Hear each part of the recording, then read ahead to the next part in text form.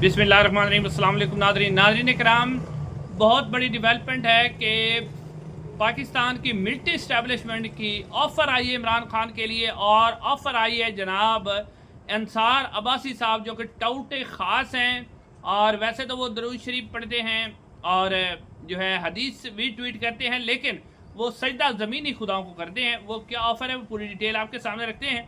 उसके अलावा नाज़रीन, शहबाज शरीफ साहब ने अचानक MNA से मुलाकातें करना शुरू कर दी हैं। शहबाज शरीफ साहब को क्या खतरा पैदा हो गया वो डिटेल अभी आपके सामने रखते हैं।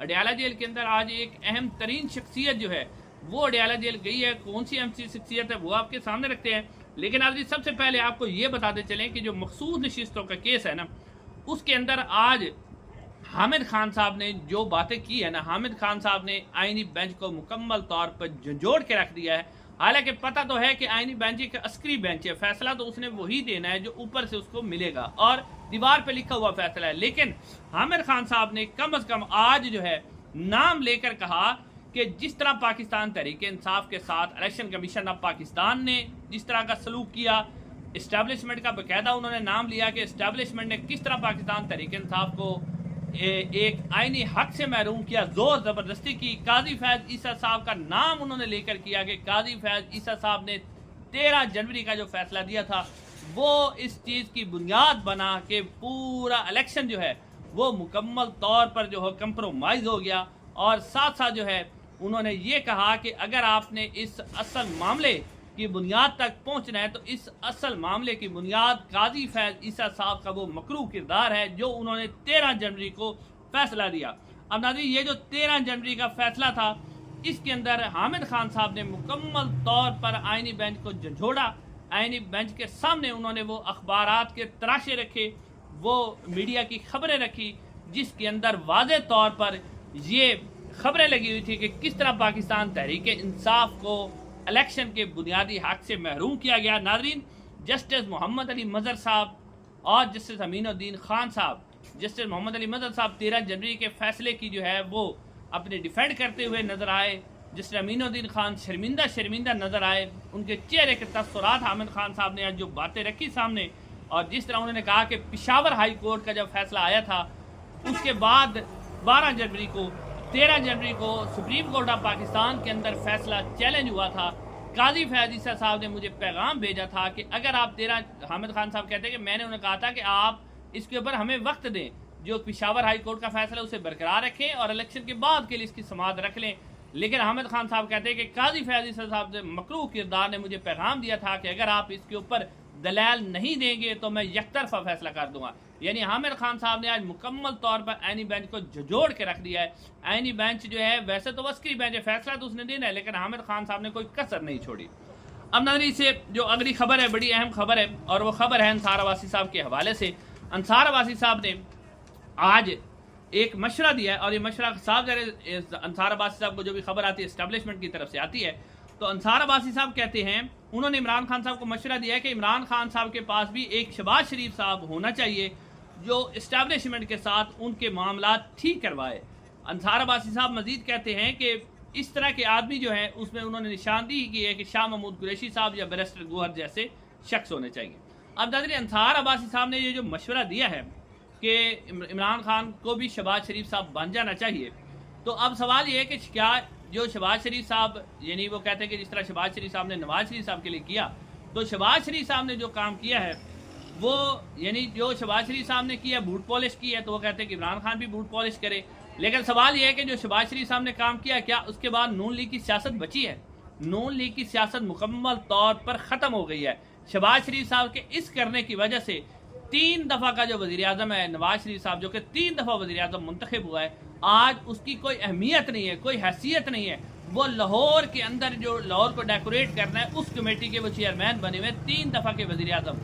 और शहबाज शरीफ साहब की इस सियासत की वजह से जो अंसार अब्बासी साहब मुनाफिकाना मशवरा इमरान खान को दे रहे हैं, इसी सियासत की वजह से क्या नून लीग का वोट बैंक वापस आया या नून लीग का वोट बैंक मुकम्मल तौर पर ख़त्म हो गया है? तो इसका जवाब है नून लीग का वोट बैंक मुकम्मल तौर पर ख़त्म हो गया है।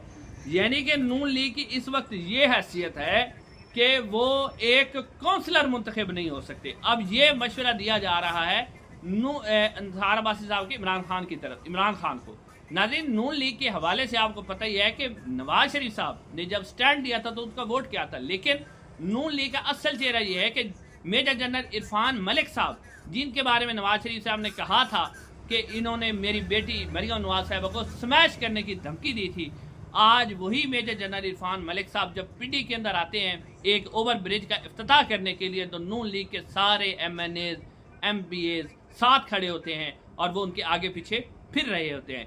यानी नून लीग इस वक्त इतनी, यानी इमरान खान वो रास्ता इख्तियार करे जो नून लीग ने इख्तियार किया है कि मुकम्मल जिल्लत का शिकार हो जाए। यानी वो क्या, यानी वो एक इस तरह का सिलसिला बना ले जिस तरह अंसार अब्बासी साहब, वैसे तो वो आजकल ताकतवरों इस्टेब्लिशमेंट के दलाल बने हुए हैं, यानी इस वक्त ये पाकिस्तान तहरीक इंसाफ से इमरान खान वो कर ले कि अपना वोट बैंक ख़त्म कर ले और बूट पॉलिश को तरजीह दे। ये है नाज़रीन अंसार अब्बासी साहब का मशवरा।